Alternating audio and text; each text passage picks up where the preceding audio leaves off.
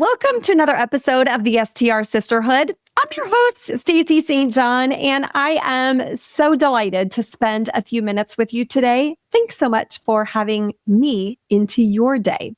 Now, before we jump in, girl, I'm going to share a quote with you that I recently read that resonated with me. And it says, if they don't give you a seat at the table, bring a folding chair. Those awesome words come to us from Shirley Chisholm. Now, quite candidly, I had to look up who Shirley Chisholm was, and I discovered she was the first African-American woman to be elected to the United States Congress back in 1968. So thank you, Shirley, for not only leading the way, but sharing wonderful words of wisdom. Now, in this episode, we are sitting down with Chelsea Cutrer, and we are talking all about her scaling from 2 properties to 25 properties in a year. I can't wait for you to meet her. And without further ado, let's dive into my conversation with Chelsea. So today we are here with Chelsea Cutrer, and we are talking all about how she has grown her short-term rental portfolio from 2 properties to 25 in 1 year. Chelsea, I'm so excited to talk with you. Thanks for being here. No, thanks for having me. I'm super excited. So let's start at the very beginning and talk with us a little bit about who you are and how you got into short-term rentals. Yeah, absolutely. So I had a long, I was in tech forever, tech sales, and, we're getting tired of paying the IRS, all the taxes. And so we started going down to 30A during COVID. And we had friends that, hey, they ended up buying a place, and we're like, hey, we can't have a place here and rent it out. So that's what kind of got us excited. So we ended up buying our first place in watercolor along 30A. And we worked with a luxury property manager for about a year. And we were kind of dissatisfied just with how they managed the property and the condition and just, kind of what was left over. I just felt like we were being nickel and dimed, and, there was a lot of mysterious charges for a home that had just been remodeled. Okay, so hold on. So time out, because I am with you 100%. Now, let me ask you, you mentioned you had started going down to 30A. Where do you live? So now we relocated along 30A. Okay. And at the time you were living where? In Texas. In Texas. Okay. So a little hop, skip, and a jump away, shall we say? Exactly. Several states away. Yeah. But I would say best beaches in the U.S. Obviously, I'm a little biased, but, just a great beach town. Yeah. For anyone that doesn't know, between Destin and Panama City Beach.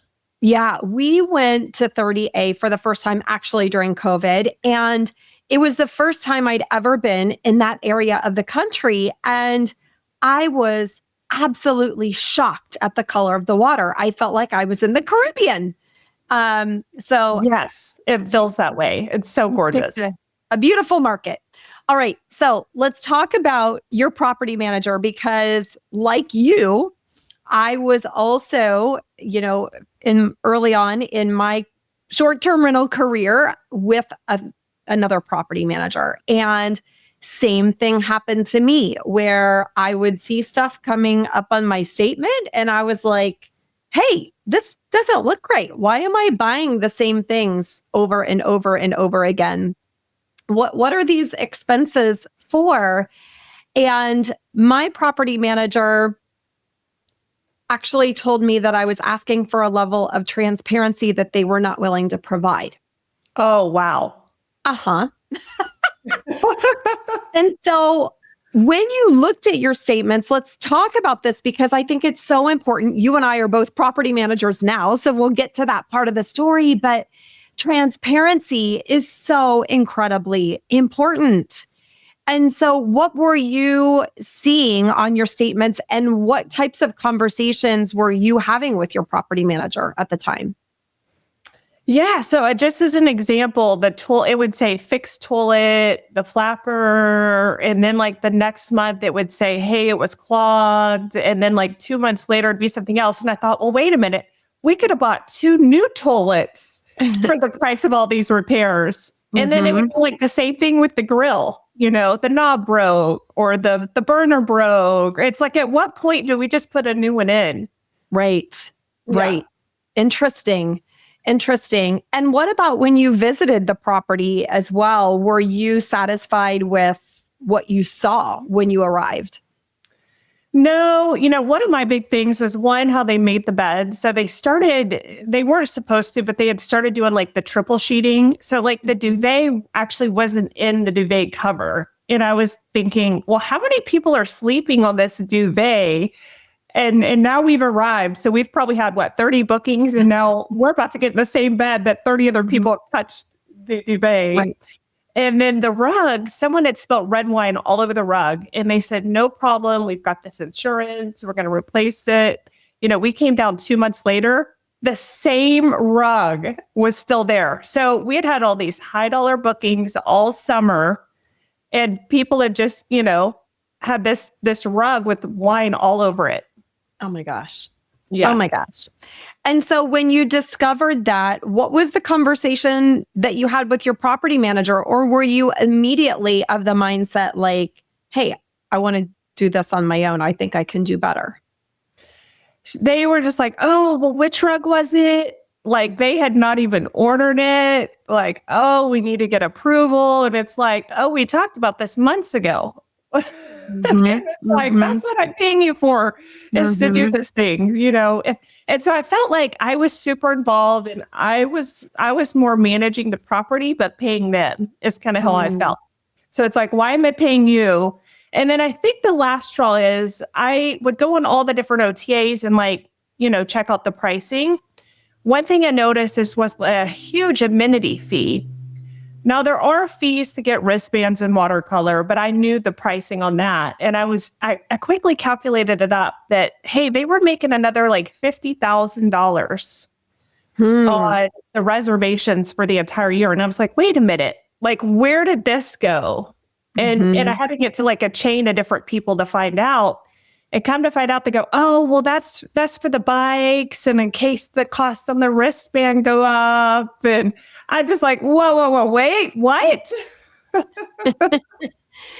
And so you finally said, hey, I'm going to take over. What was that conversation like in separating from your property manager? I just said, you know what? I've just decided to self-manage. I'm just going to really go on this, on my own and see how I do. Yeah. And so when you first started taking on the portfolio, how did that learning curve go for you? Did you feel like you were prepared for that you were equipped for that? What was that transition like? I actually felt like I got kind of lucky because I started with OwnerRez. And so out of the gates, I was like, okay, I'm working a full-time tech job. I'm going to make sure I streamline everything. So coming from a tech background, I was like, I'm going to get OwnerRez, PriceLabs. I'm going to streamline.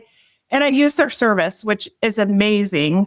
They kind of held my hand and had everything set up. And so it wasn't really that bad. I was like, why have I been paying someone to do this, this whole time? And about that time as well, I was remodeling a condo on the beach. And I wanted to launch that as well. And I would say that one probably doesn't fit their overall portfolio. And so I was like, I really don't want to work with two different property managers. I'm just going to take on both at the same time. And so when I launched the other one, I launched the condo as well. So amazing. And so obviously tech plays a portion of what we do in our day-to-day, but we still have guest communications and messaging. How were you handling that with a full-time job? That came really natural just from a sales background of just working with people and being able to work with all kinds of people. As you might have the grandma, or you might have someone that's a bit younger, all over sort of the spectrum. So I felt like just being in sales, I was used to just dealing with people and smoothing things over, and then being able to manage, the cleaners and the handyman. So it really wasn't bad at all. Just that natural progression of being able to work with people. Amazing. And so walk us through the journey. So now you're managing your properties on your own. What what was the transition point where it's like, oh, hey, we're just going to multiply our property portfolio times 12? Yeah. So after I think it's about a year, we saw another condo on the beach and said, hey, this would be awesome to remodel. I think it's going to be really successful. And so it's interesting. As I was remodeling that one, another one came on the market. We had no intention of buying a fourth one, but it was such a great deal. And it was in the same building as another one that we owned. Mm-hmm. And so we ended up getting another one. So I was remodeling two, as crazy as that sounds, and I was working. And so that transition going from 2 to 4, I was like, okay, I'm going to start doing this full time. I'm doing really well. They're cash flowing. Mm-hmm. Like, this is my jam. Yeah. Yeah. Mm-hmm. You know, I have been through the experience of remodeling 2 condos at the same time. And it sounds like you and I have been cut from the same cloth, because other people would look at me and say, you're doing what? You know, are you insane? And I'm like, this is so fun. I love this, you know? And I, like you, am 10 hours away from my property. So I was doing the rehab remotely and just going in at the end. But a lot of people would look at me and say, I'm crazy, right? When I started deciding, hey, I really love this short-term rental thing and I want to make this my full-time gig. Again, I was stepping away from a 6-figure salary, a decent job. And again, a lot of folks from the outside looking in might have an opinion about, about that. I'm curious, when you decided to step away from your tech job, what did others say? It's kind of interesting. A lot of them wanted to know more. Like, hey, that sounds awesome. You seem like you're really passionate about this. You're doing really well. So yeah, I would say most people were interested and wanted to learn more. Some others were probably like, what? You have such a cush job. Like, why would you do that? Exactly. Yeah. Talk to us about, you've got your 4 properties now. Then what happened? Yeah. So people, I'd post on like the local sites and that sort of thing. And people would say, hey, can you mentor me? Can you help me? It's interesting. At first, it was more like consulting on the tech side. So sort of what the tech stack should be. And I was doing like coaching for people that actually wanted to self-manage, believe it or not. And yeah, so I would help them with the tech stack and help them get started. And it was interesting because the deal was I was going to get you set up. I was going to coach you. And then after 30 days, you're on your own. Mm-hmm. But of course, none of them wanted to leave after the 30 days. So I started co-hosting, at first. I was more co-hosting. And it was probably about, not including mine, maybe like another 3 or 4 properties where I said, you know what, this is very time consuming to coach an owner, obviously deal with guests and all that. If I really want to scale, it's going to have to be full-time property management. I'm going to have to charge more. And sort of what makes me a little different is I'm able to look at places that maybe aren't performing and then say, hey, we need new design, we need new amenities, we need better pictures and marketing. And so I'm able to like get stuff turned around and make them successful in just this highly competitive market. Yeah. I love that too. And a lot of folks might ask for numbers. Like if they're looking to purchase a short-term rental, and they might look at the historical numbers and be scared away. When I see a low historical number, I'm like, bring it on, my friends, right? Because it is all about in the way that the property is positioned and all about how the property is managed from an operational perspective. And when you get the positioning right with the decor, the marketing, and the operations right, it is a fabulous equation for, again, performing above the market. So I love that you're able to turn around these underperforming properties. I'm curious, for the folks that originally came to you as, coaching students and now are, your clients from a property management perspective, did you change the way in which you're interacting with their guests? Did you take a more full-time approach, more hands-on, or did you just keep those clients as is and you took on that full service property manager role for new clients? I would say the latter is what I've been doing, full-time management for the others and kind of I've dropped one. Oh, I shouldn't say drop. She was amazing host. She did not need me anymore. So it was like, okay, you did this on your own. Totally fine because I've got enough, on my plate. But I would say it's kind of interesting though, because now that busy season is winding down, I'm evaluating my business and say, can I continue to have these at this, can I continue to do one-offs?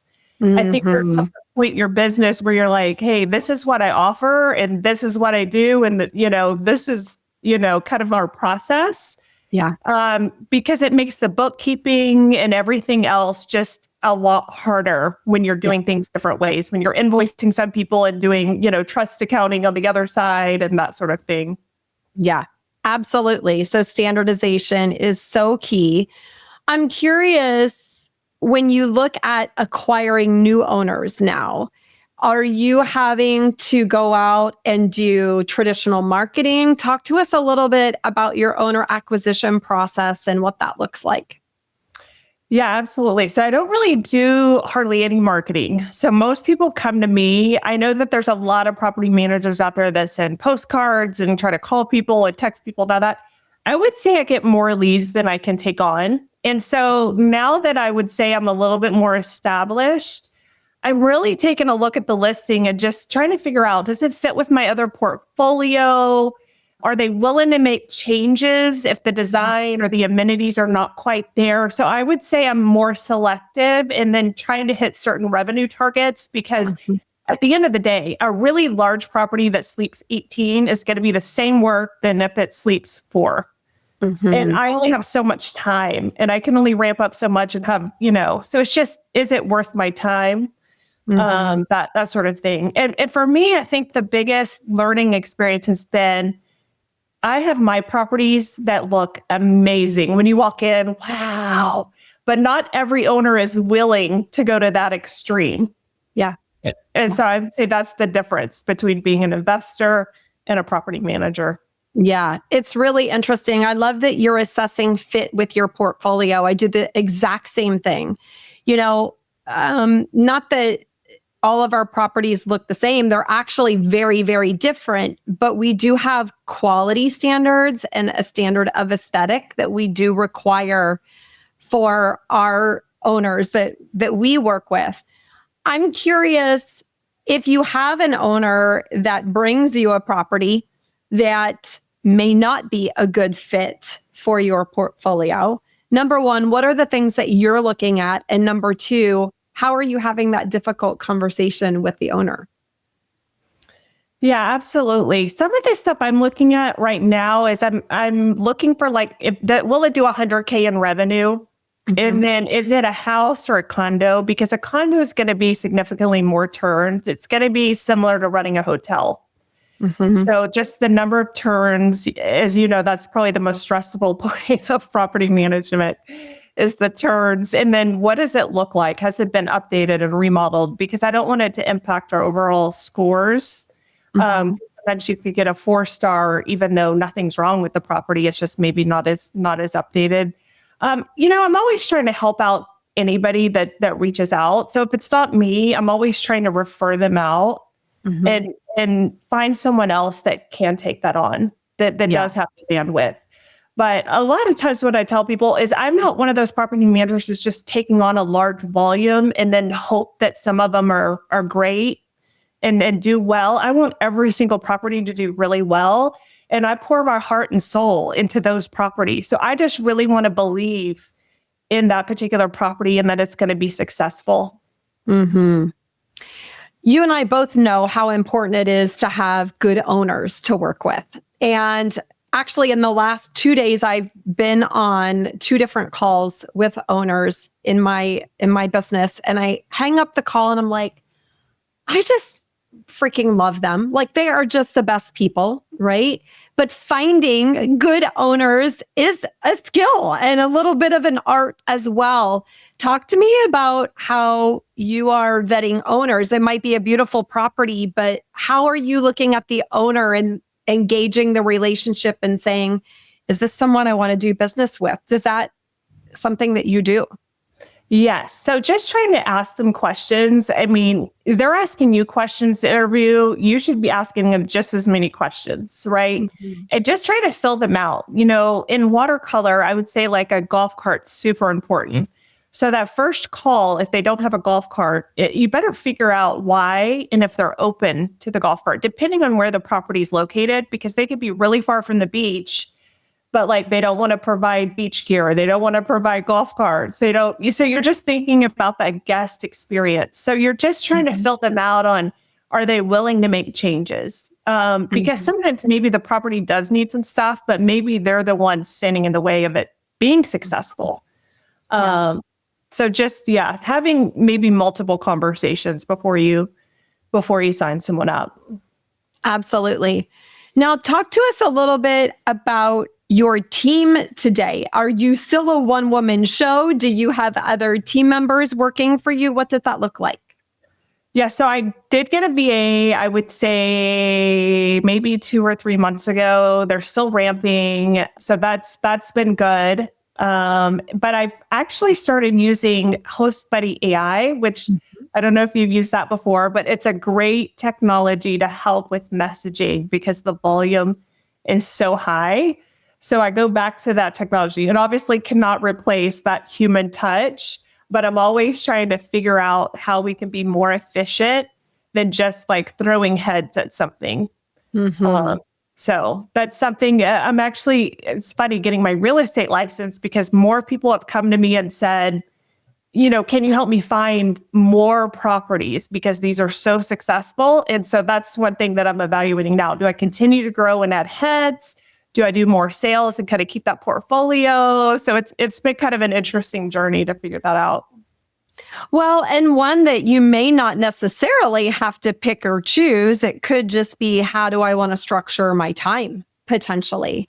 I love that you are thinking strategically about your next moves in advance. A lot of folks that, you know, I come across, and I'm sure you've experienced this too, they're in constant evolution mode just because they're dealing with situations around them or maybe opportunities around them, but not taking the time to think and really get real with yourself to say, is this what I want to do? Does this bring me joy? Do I love this? Or does it really make me uncomfortable, like not want to do this? You know, is this something I don't like?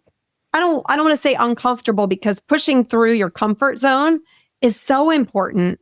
However, it's so important when it's something that lights you up and brings you joy. If it doesn't bring you joy, don't do it, right? What are your thoughts on that? Exactly. Yeah, I think spending so many years in tech and not really being fulfilled, but knowing that it paid well. And so that only went for so long. I mean, so at the end of the day, it's interesting. My dad actually died of cancer. And so kind of after that, I was like, you know what? We probably only have one life to live. Like, what is really going to get us excited every day? So for me, it's actually not the money. I actually have plenty of money. I don't really need to work, but like what really fires me up every day and what am I passionate about? And that's really what I want to be doing. And so that's kind of how I've changed in my philosophy and kind of how I got into just real estate and property management. So I love that approach and I agree. So it wasn't my mom, but my dad, but my mom rather passed away from cancer. And for many, many years, you know, I didn't really realize the impact of how short our life really is. She died young. She was 59 when she died. And of course, I missed her and still miss her to this day. But it wasn't until my husband and I were actually taking a walk on the beach, and we saw another family there at the beach with a family member in a wheelchair that was had big beach tires. Like it was clearly a wheelchair that was made to be, at the beach. And they had him sitting at the foot of the water. And it was very obvious that this was this person's last time to the beach, right? And I said to my husband, that is so sad. That is so sad. And he said to me, but is it? Maybe this is one of the times that they're able to celebrate being together as a family and maybe granting someone their last wish. And it really made me stop and think, like, life is way too short to not be doing stuff that we love, right? I'm curious, Chelsea, you and I have so many similarities. And a lot of people will say to me, that sounds great, Stacey, but how do I actually implement that? Like, what does that look like? So can you peel back the layers and talk to us about, all right, what was it like moving from Texas to Florida? Do you have a spouse that you had to convince to move? What did that back end look like for you? Yeah, absolutely. It's interesting because he's in tech. So we were both in tech, and fortunately he can work anywhere, in the world. So obviously it'd be difficult if it, we have the expats in Australia with the time zone. So he can work anywhere, but it's just really about following, I think, your passion. And I think I just grew so fast that I just felt like it was better to be local and just to keep an eye on things as I grew. But, I leverage my resources and my team so well that I think sometimes I'm like, is it good that I'm local? Because sometimes I just want to, sort of jump in instead of letting the team handle it, So I would say it's a catch-22 a little bit. Sure. I've often thought about that because I still live in Ohio. I usually visit my properties once a month, in the Myrtle Beach area, walk the properties, meet with the team in person. But I've often thought about the fact that I've had to set up systems and processes to make it so my business operates without me, because it literally does operate without me, right? Yeah. I'm curious, talk to us about, beyond the tech, what types of systems and processes did you have to develop in order to grow so quickly? Oh, gosh. I would say just even from like the onboarding, and the contracts, like making sure I had a standard contract, making sure I had insurance, right? Making sure I had, and it kind of interesting. So once you have your own properties, it's one thing, but once you start managing for somebody else, you really have to make sure you have good rental agreements, that you're on their insurance, because it does open up a whole lot of liability just with like the volume and guests coming in. So that was definitely new as far as just like the processes to make sure that we're following all these steps before they can get keys to a golf cart. And so making sure I have good process for just onboarding and how I do listings and listing optimizations, and then like standard SOPs, right? It's one thing when you're doing everything, but how do you really transfer that to someone that's going to help you with your business and make those decisions on your behalf? And so can you talk with us a little bit about your approach to creating SOPs? Do you have a signature way that you're doing that? Or is it very much just in the moment? Hey, I'm going to develop a process for this. What does that look like for you? Well, I could definitely be better at it, but how I've done it is, hey, this is something I do a lot. Let me do a Loom video of how I do it and how I want it done. And then, I haven't started with Monday or some of the other ones, but I have like a Google Drive of just putting it in there, right? This is what you do, sort of a decision tree once, something else happens. So that, I think that's been very beneficial. I would say my VA is still sort of ramping up. She was new to the short term space, but she's doing wonderful, I think, in the amount of time that she has had. Amazing.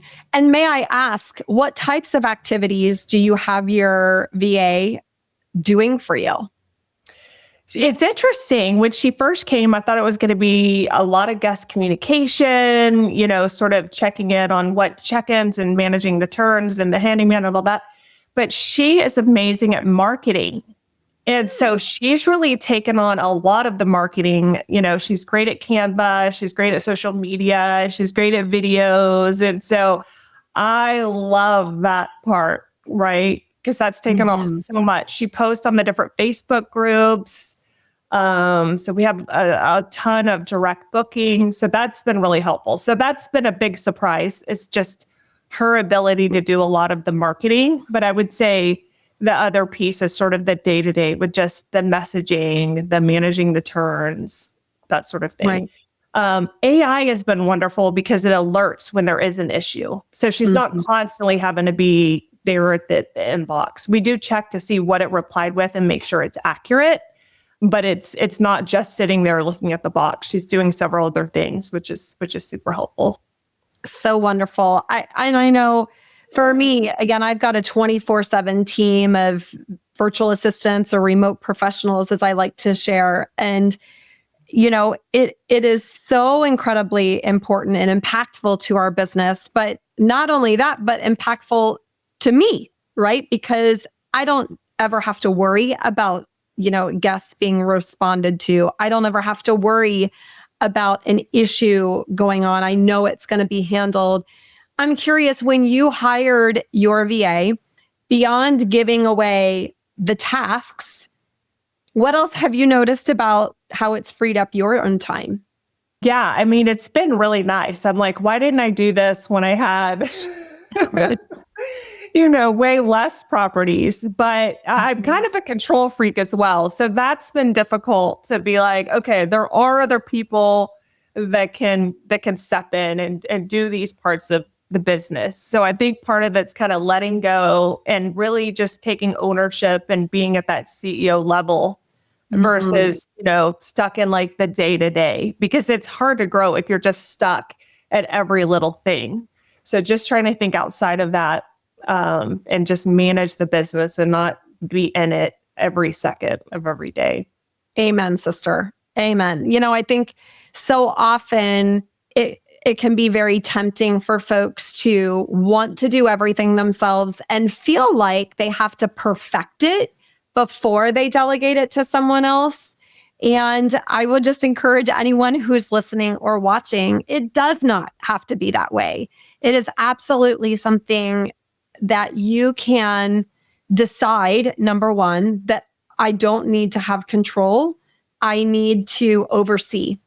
And shifting from a doer to a leader is one of the most impactful gifts you can give yourself if you're wanting to grow your portfolio. Because to your point, when you are acting as a CEO, you're thinking differently, you're doing different activities, you are structuring your time very, very differently.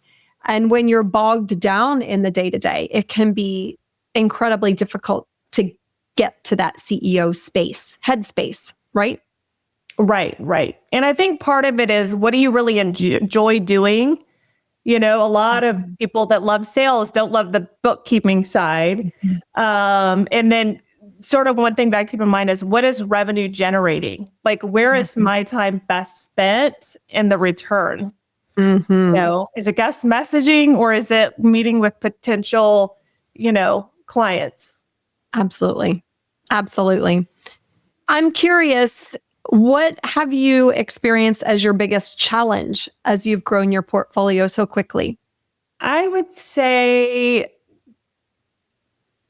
I think early on, taking on some properties that I probably would not take on now, and maybe them not being in quite the condition I would want or hope for, or, places that I would personally stay. And so I think that's probably been the biggest challenge is for me to have taken on some properties and just kind of reevaluate as I kind of grow, kind of and change sort of, properties that I want to take on moving forward, because like I said, my properties I feel like are so beautiful and, everybody loves them. And then some of these other ones, you want to be like, hey, can we like remodel? Can we put up some wallpaper? Or they're like, oh, it's fine. We were just talking about that actually last night during, we have a co-hosting power hour inside of our accelerator. And it was interesting because one of the ladies in there was having this exact same issue with an owner where, they're so far down the pike and the owner originally said, yes, I'll be glad to make those updates. And now when she actually has to pull out her credit card or her debit card or checkbook, whatever, she's stalling, right? Have you ever had a situation where you've taken on a property and perhaps the owner has backpedaled a little bit or not been willing to make those updates? And how did you navigate that? Yes, I would say that was super, super difficult. I had met with this lovely couple that was from Colorado. They were in town, and the house is a little bit further from the beach, and so I let them know we need bikes, we need golf cart.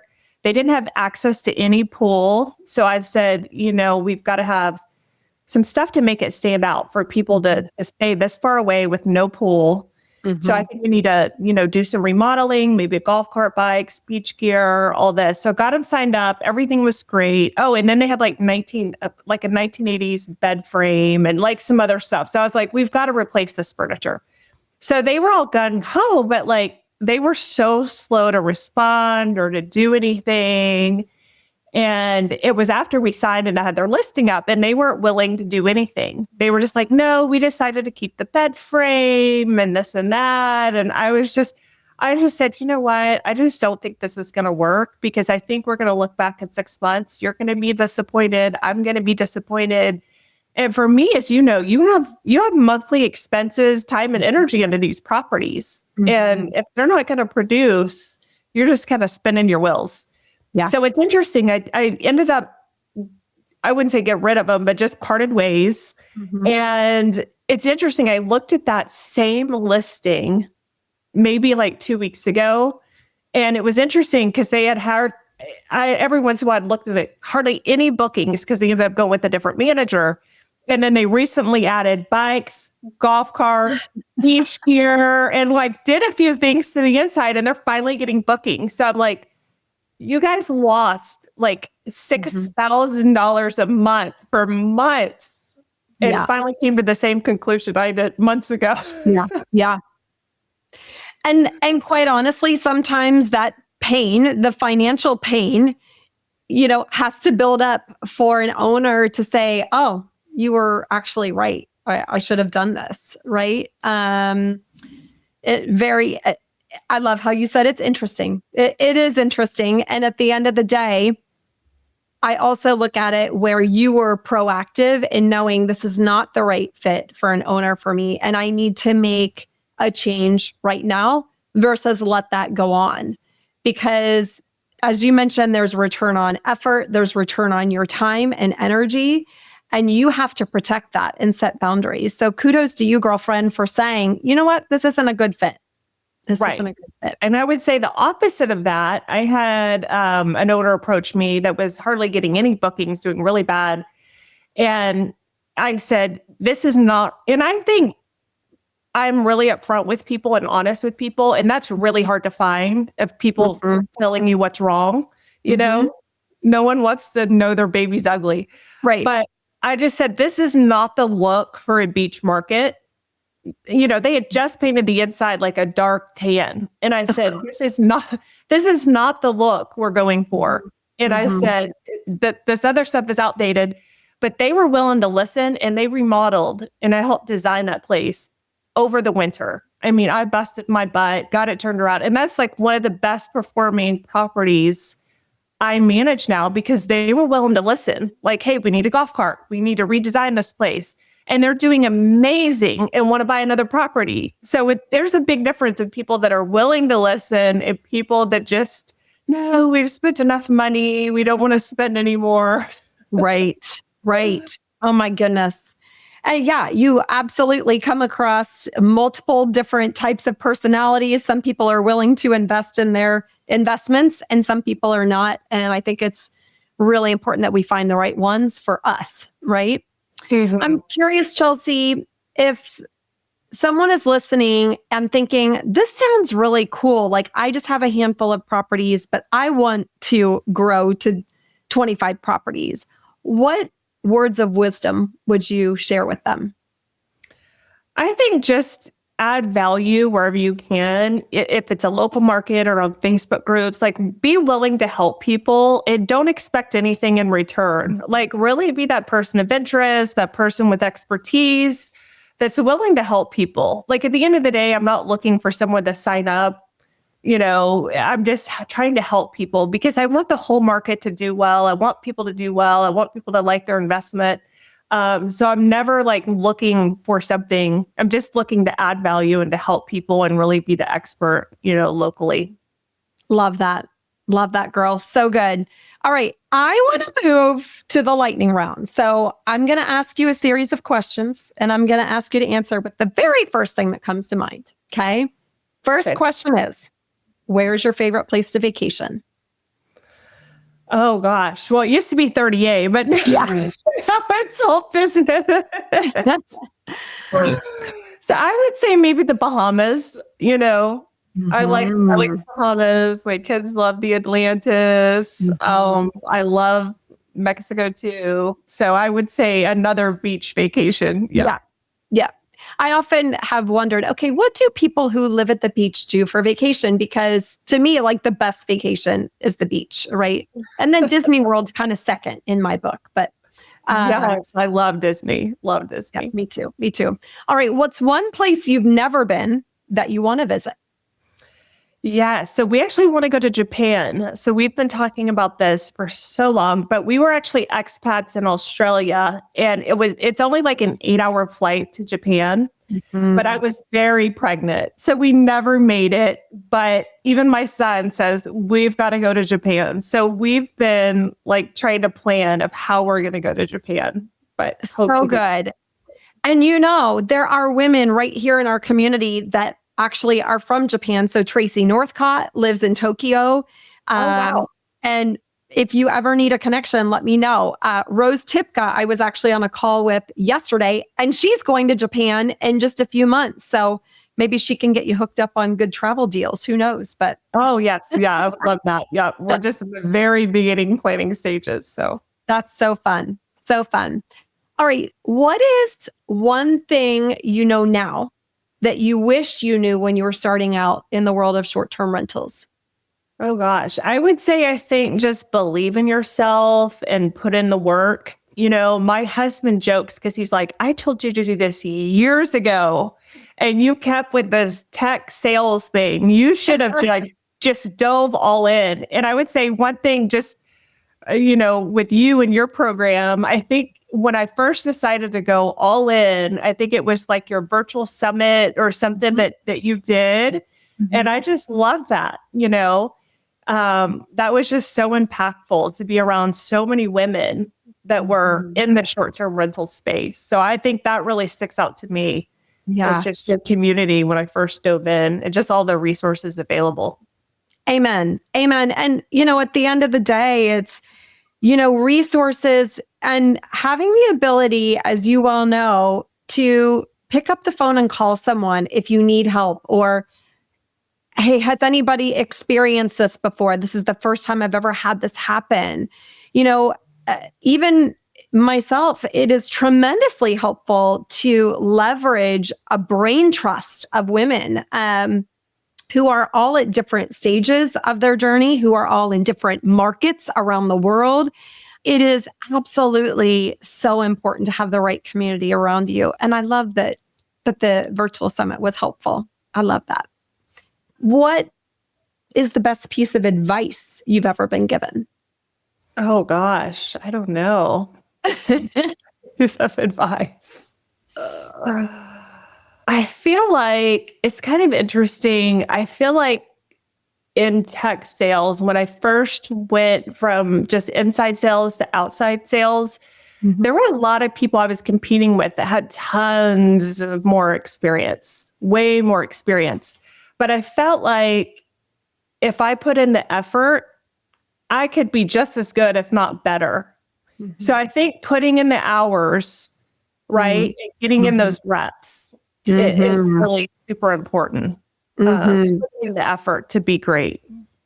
Absolutely. When I actually started working at Scripps Media years and years and years ago, there were people, same situation with, a lot of experience in digital sales. And I was a digital marketing strategist. And, I would see these people around me and I'm like, I'm brand new and just learning and they're killing it, right? They're out there signing up people right and left.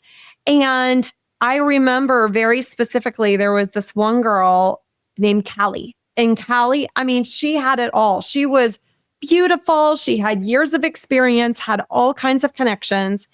And one afternoon, I found myself totally jealous of Callie. Like she had just signed another deal, and I was like, girl, like that's just, that's just not who I am. And I started questioning myself. Can I be like Callie? Right. And by the time I got home for dinner, I decided, yes, I can be like Callie. I just need to work. I have to build up momentum right now. Once I put in the hours, once I learn all the things, Callie's not someone special and Callie's amazing. Nothing against her, but I can do anything that I want. I just have to work hard for it. Right. And once you start to build that momentum, it really, really, it is a longevity play. It will last as long as you keep that momentum machine going, right? And through continuous learning and continuous improvement. I also think that is so incredibly important. I'm curious, how are you staying in a continuous improvement and continuous learning vibe in your own business today? Yeah, for me, it's easy because I'm so fired up about it, but I'm super competitive as well. So I'm always looking at numbers and trends and just trying to figure out how I can get, 1% better. Yeah. It's kind of interesting because I feel like my properties did so well last year. And so this year I'm just trying to make them that much better. So I'm always trying to learn and figure out what others are doing and try to add amenities. And that's what makes it fun too, is testing different things and really pushing yourself to see, did this make a difference or did it not? That's been super fun. So good. So good. All right. Last question. What's one thing and or person that you're grateful for today?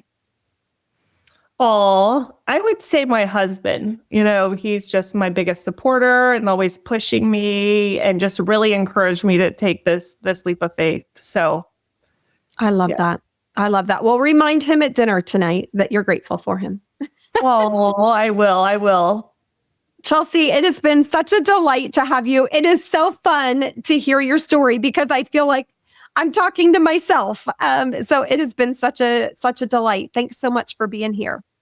No, thanks for having me on. And it's been so fun just to learn about your story and how we have so many similarities. It's crazy. It's been really fun.